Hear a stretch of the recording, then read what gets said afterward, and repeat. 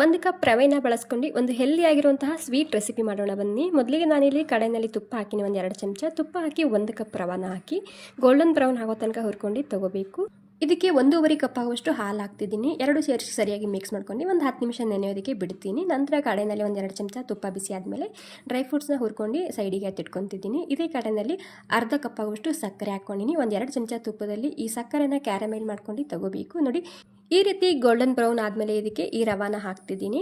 ನೀಟಾಗಿ ಒಂದು 3-4 ನಿಮಿಷ ಮಿಕ್ಸ್ ಮಾಡ್ಕೊತಾನೆ ಇರಬೇಕು. 3-4 ನಿಮಿಷದಲ್ಲಿ ಪೂರ್ತಿಯಾಗಿ ಗಟ್ಟಿಯಾಗುತ್ತೆ ಇದು. ಓಕೆ, ನೋಡಿ ಗಟ್ಟಿಯಾಗಿದೆ, ತಳ ಕೂಡ ಬಿಡ್ತಿದೆ.